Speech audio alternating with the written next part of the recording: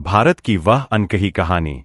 आज से हजारों साल पहले, जब दुनिया के कई हिस्से अभी अंधकार और संघर्ष में डूबे हुए थे, तब भारत की भूमि पर एक ऐसी सभ्यता सांस ले रही थी जो केवल राजाओं और युद्धों की नहीं, बल्कि ज्ञान, श्रम और चेतना की सभ्यता थी।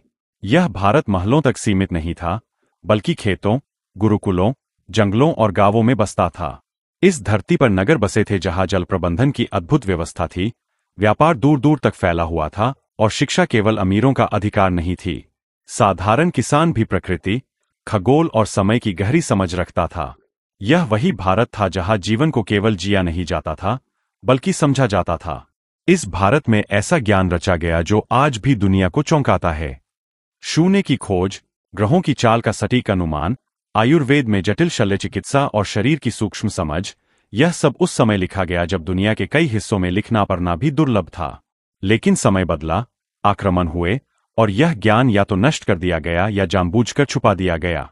इतिहास की किताबों में कुछ ही नाम दर्ज हुए, लेकिन इस देश को असल में उन अनगिनत गुमनाम लोगों ने बचाया जिनका कोई उल्लेख नहीं मिलता। वे किसान जिन्होंने अपने हल छोड़कर हथियार उठाए, वे महिलाएं जिन्होंने अपने गांवों की रक्षा की, और वे बच्चे जिन्होंने संदेशवाहक बनकर अपने प्राणों की आहुति दी। भारत का इतिहास केवल सिंहासन की कहानी नहीं है, यह बलिदान की कहानी है। भारत की महिलाएं केवल पर्दे के पीछे रहने वाली नहीं थीं। वे विदुषी थीं, रणनीतिकार थीं और जब समय आया तो तलवार भी उठाई। कई ऐसी वीरांगनाएं थीं जिन्होंने युद्ध भूमि में अद्भुत साहस दिखाया, लेकिन उनका नाम इतिहास से मिटा दिया गया। फिर भी उनकी शक्ति भारत की आत्मा में जीवित रही।